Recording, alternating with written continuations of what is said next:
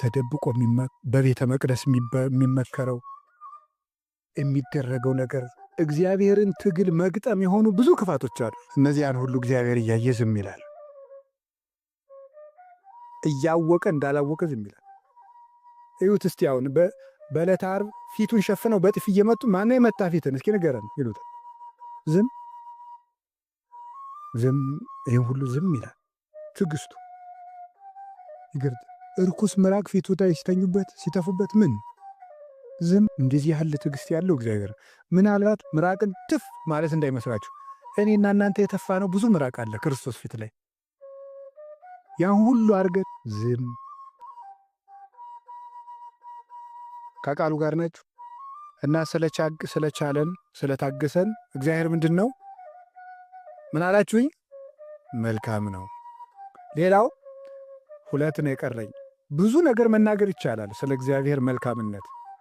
እንግዲህ ወጡን ነግሬያቸዋል። እዚህ በኋላ መጽሐፍ ቅዱስን በደንብ አንብቡ። መጽሐፍ ቅዱስ ስታነቡ እግዚአብሔርን ፍለጋ ነው መሮጥ ያለብን።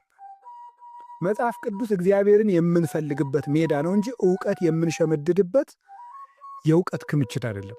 እግዚአብሔርን ነው የምንፈልገው። መጽሐፉ ውስጥ ራሱ መጽሐፍቱን አንብበን ከእግዚአብሔር ለመድረስ ነው። እግዚአብሔርን ደግሞ ማግኘት የምንፈልገው ወደ እነዚህ መልካምነቶቹ መረዳት ስንሄድ ነው። ደስም ይላል። ሕይወታችን ሐዘን የጠፋበት የሚሆንም ይሄ ትዝ ሲለን ነው። ይህን ስናውቅ ነው። ካልሆነ ሁልጊዜ አማራሪዎች ነው የምንሆነው። ሁልጊዜ የጎደለንን እየቆጠርን ከ20 ዓመት የጎደለንን ሁሉ እየቆጠርን በቃ ጭንቅላታችን ስናደመው የምንለው። የእግዚአብሔርን የኔን ስናስብ ግን ደስታ ይሞላል። እግዚአብሔር ለጠላቶቹ መልካም ነው። እግዚአብሔር ለጠላቶቹ መልካም ነው። ከዚህ ውስጥ የምትጠቅሱት አንዱ ማን ነው? ለማን ነው? ለይሁዳ ያደረገው መልካምነት። ለይሁዳ ያደረገው መልካምነት አንደኛ፣ ይሁዳ ከጌታ ጋር ሲኖር ምንድን ነበር? ሌባ ነው፣ ይሰርቃል። ከጌታ ጋር ሆኖ ሁልጊዜ ከሙዳይ ምጽዋት እያወጣ ይሰርቃል። ሌባ ነበር ብሏል ዮሐንስ ወንጌል ምዕራፍ 12 ላይ ሌባ ነው ብሎታል። ስለዚህ ሁልጊዜ እየሰረቀው እያወቀ ዝም ይለው ነበር። አላባረረውም። አንድ ሌባ ብሎ አላዋረደውም። ከጓደኞቹ ማለት ሐዋርያ ተብሎ ደቀ መዝሙር ብሎ እኩል ነው የሚቆጥረው። ስለማያውቀው አይደለም፣ ስለታገሰው መልካም ስለሚያደርጉለት። ከዚያሳ ሊሸጠው ወስኖ ጨርሷል። ከመካከላቸው አንድ ሰው ይሸጠኛል እኔ ነኝ ሲሉ እሱም ይሁዳም አብሮ እኔ ነኝ አለ። አንተ አልካለው፣ አላዋረደውም። ሌባ አላውቅ መስሎን አሁን ወተር ይሸጠኝ አይደለም አላለም። አላዋረደውም። በረከት ነው ይሄ። ምን ይላል ሰሎሞን በተለይ 16ኛው ምዕራፍ 24 ቁጥር ላይ ያማረ ቃል የማር ወለላ ነው ይላል። ያማረ ቃል ለነፍስም ጣፋጭ ለአጥንትም ጤና ነው አለ። በቃ ለአጥንትም ጤና ነው። ስለዚህ ልጆቻቸውን ሲያጠፉ እንኳን ባካችሁ አትስደቧቸው፣ አትርገሟቸው። አጥንታቸው መስበር ማለት ነው። ካደጉ በኋላ በሽተኛ እንዲሆን ወይም በጣም መጥፎ ነገር ከርስ እርግማን መጥፎ ነገር ነው እና ለነፍስ ጣፋጭ ለአጥንትም ጤና ነው አለ። መልካም ቃላት ሁሉ የምታደምጡ ከሆነ ጤነኞች ናችሁ ማለት ነው። በአንጻሩ ግን የጠማማ ምላስ ነፍስን ይሰብራል አለ። በጣም የተረገመ ቃል፣ የሐሜት ቃል፣ የስድብ ቃል ምሰሙ ከሆነ በሽተኞች ነው የምትሆኑት። ደግሞ ራሱን ችሎ መጥፎ ነገር አለ። ስለዚህ በተቻላችሁ አቅም ነግራችሁ መልካም ቃል አውጡ። ጠንካራ ቃል ማለት ኢነርጂ ያለው ቃል አውጡ። የፍቅር ቃል አውጡ። ይሄ እንግዲህ የምንናገረው ነው የምንኖረው ማለት ነው። የምንናገረው ነው የምንኖረው። እንደውም ሰሎሞን ይቀጥላል። በጣም ይገርማል። በጣም ምሳሌውን ወደዋለሁ። በተቻለኝ አቅም እንደ ምሳሌው ለመኖርም ሙከራ አደርጋለሁ። ምሳሌ 18:20 ምን ይላል? የሰው ሆድ ካፉ ፍሬ ይሞላል አለ። በቃ ከንፈሩም ከሚያፈራው ይጠግባል። ሞትና ሕይወት በምላስ እጅ ናት፣ ከንፈሩን ከሚያፈራው ይጠግባል። ብልጽግናም ድህነትም እዚህ ውስጥ ናት። ይሄን ቃል በደንብ አስቡት። አሁን እንደ ሀገር ለምን ነው የተቸገርነው? እስቲ ወደ መፍትሄ እንምጣ። ቃላት ይኸውላችሁ፣ ለዚህ ነው እኮ ሞትም ሕይወትም በምላስ እጅ ናት አለ። ሞትንም ሕይወት ወሞት ውስተ እደ ልሳን ይላል። ሞትን መጥራት ትችላለህ በምላስ፣ ህይወትን በምላስ መጥራት ትችላለህ። ሁለቱም ምርጫ ነው፣ ያንተ ምርጫ ነው። ፖዚቲቭ ወርድስ ተጠቅመ ፍሬውን መብላት ትችላለህ። ኔጌቲቭ ወርድስ አሉታዊ ጎኑን ማምጣት ትችላለህ። አሁን የምንናገረው ቃል አዎንታዊ ወይም አሉታዊ ኃይል አላቸው። አሁን ኢነርጂ ነው እያወራን ያለ ነው ተመልካቾቻችን፣ ቀላል ነገር አይደለም። እንደምታስቡት አይደለም። ቃል እንደምታስቡት ተራ ነገር አይደለም። እየነገርኳችሁ ነው። በጣም ከባድ ነው፣ ከባድ ነው። በአካባቢ በራሳችን መጀመሪያ፣ ከዛ በምንኖረው አካባቢ፣ ከዛም አልፎ ተርፎ በሀገር ደረጃ፣ በአህጉር ደረጃ፣ በዓለም ደረጃ ከፍተኛ የሆነ አሉታዊ ወይም አዎንታዊ ነገር ማምጣት የሚችል ነው። አሁን ሀገር በማረስ ብቻ በማረስ በመቆፈር ኢንዱስትሪዎችን በማቋቋም ትልልቅ ትምህርት ቤቶችን በመክፈት ብቻ ልታድግ አትችልም። ይሄን በጣም አስመሩበት።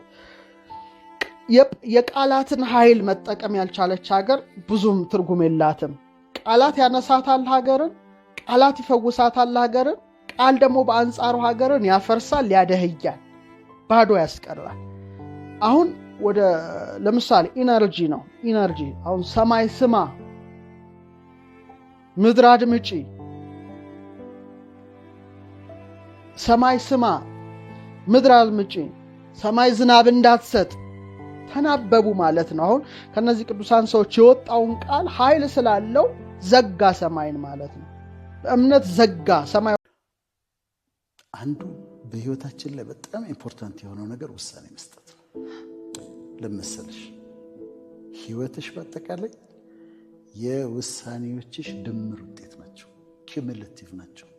እዚህ ጋር ወሰንኩት ሲደመር እዚህ ጋር ወሰንኩት ሲደመር እዚህ ጋር ወሰንኩት ሲደመር እዚህ ጋር የኔ ላይፍ ስቶሪ እና የውሳኔ ሰዎች መሆን አለብን።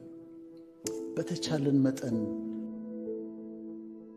ጸልየን የእግዚአብሔርን ፈቃድ አውቀን መወሰን አለብን። ምክንያቱም ፈቃዳችን ከፈቃዱ ጋር ማች እንዲያደርግ የእሱ ሐሳብና የኛ ሐሳብ አንድ ላይ እንዲገናኝ። አንዳንዴ ሐሳቤ ከሐሳባችሁ ሰማይ ከምድር እንደሚርቅ ይርቃል ይላል። ስለዚህ ስትወስኚ ህይወትሽ ላይ ወሳኝ እንደሆነ ተደምሮ እንደሚመጣ ኮንሲኩዌንስ እንዳለው ውጤት እንዳለው አውቀሽ መወሰን ያስፈልጋል እና የውሳኔ ሰው መሆን ያስፈልጋል። ግን ተጠንቅቆ መወሰን፣ ደጋግሞ አስቦ አሰላስሎ ጸልዮ መወሰን። ከዛ ያ ህይወትሽን ያለመልመዋል። የውሳኔዎቼ ውጤት ነኝ እኔ። በህይወት የሆኑት ነገሮች የውሳኔዎቼ ውጤት ነው እና በጣም አስፈላጊ ነው ብዬ ነው የማምነው። በጣም ጎበዝ ነኝ። እንደውም አንዳንዴ ላበዛው ሁሉ እችላለሁ። ይሄም ምን የሚባል አባባል አለ መሰለሽ?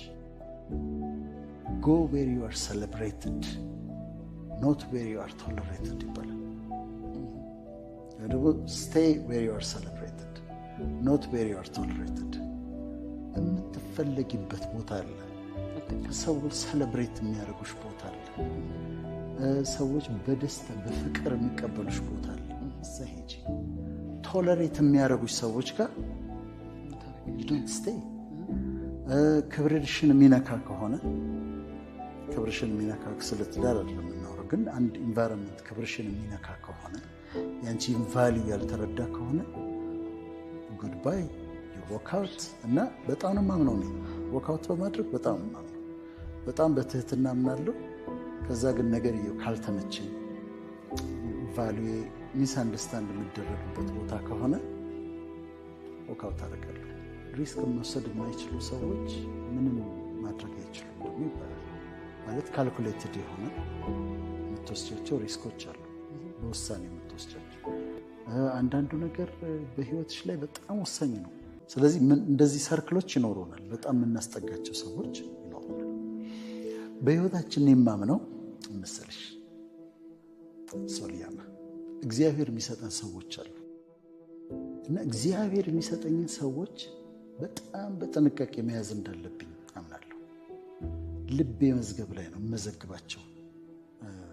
በተወሰነ አጋጣሚ ነው የማገኛቸው፣ ግን እነዛ ሰዎች እግዚአብሔር የሰጠኝ ሰዎች ናቸው። አንድ ምሳሌ ልንገርሽ። አሁን ሎስ አንጀለስ ነበርኩኝ ያለፈው 10 ቀን እንደዚህ እና ብዙ ህዝብ መጣ። ሜሮን ጌትነት ነበረች፣ በእውቀቱ ስዩም እኔ ነበርኩ።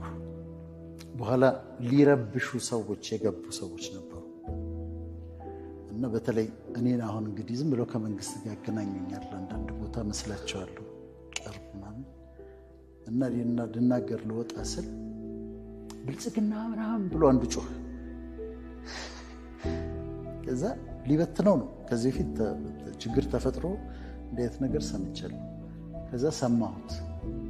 እዛ ሌላ ሰው ተነሳና እንዳንቺ ባለ ረዥም የሆነ ነው ነውር ነው ባለጌ ምናምን ብሎት ጮኸበት።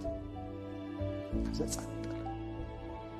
እኔ በሰላም ወጣሁ። አስተማሩ ደስ ብሎ ኢንጆይ አድርጌ ከዛ ስወጣ ያ ሰውዬ ማን ነው የገሰጸው ማን ነው ብዬ ጠየቁ። አገኘሁት። ቸርች ሰው ነው ምናምን ነው ደግሞ በማውቀው ሰው። ከዛ ምን አልኩ፣ ሰው የጻፍኩት የልብ ወዳጄ ነው፣ ሬስኪው ያደረገኝ ሰው። በተለያየ አጋጣሚ በዛ ሰዓት የሚደርስልኝ ሰው ገቨርንመንት ኦፊሻልስ ማለት ትላልቆቹ በጣም ደውለው እንዲህ ያልከውን ሰምቼው እንዲህ ያልከው ወድጄው እንዲህ ያልከው ልክ ነው ወይ ደግሞ ወይ አንድ ፖይንት ይዘው ይከራከሩኛል። በጣም እንደዛ የማልጠብቃቸው ሰዎች ናቸው የሚደውሉት። በኋላ ኢንተርቪው በወጣ በ3ኛው ቀን አንድ ስልክ የደወለው ነው መሰለሽ ቴዎድሮስ ካሳ የክብር ዶክተር ያምለሰት ባሉ ቴዲ አፍሮ ከዛኔ ሰርፕራይዝ ሆኛለሁ። ኢንተርቪውን አይቶታል፣ ሙሉን አይቶታል እና ቬሪ አንዩዥዋል ስለ ቴዲ እንደዚህ አይነት ነገር ማድረግ እና ደውልና ራት ልጋብዝ እፈልጋለሁ፣ ቤት እንድትመጣ እፈልጋለሁ። እኔም ገርሞኛል፣ እሷም ገርሟታል። ከዛ ሄድኩኝ፣ ቤታቸው ሄድኩኝ። ቤታቸው ገባሁ፣ ራት ተጋበዝኩ፣ ልጆቻቸውን ተዋወቅኩ። 4 ልጆች አላቸው። በጣም ገርም ቤተሰብ ነው። በጣም የሚያምር ቤተሰብ ነው እና ከቴዲ ጋር ስናወራ የተገረምኩበት ነገር ሾን ብዬ ነው የምናገረው። የተገረምኩበት ለ2 ሰዓት ተኩል ያህል አውርተናል። 2 ሰዓት ተኩል ያህል አውርተናል። ለ2 ሰዓት ተኩል ያህል ከቴዲ ጋር ቁጭ ብለን አወራን። 2 ሰዓት ተኩል ያወራነው ስለ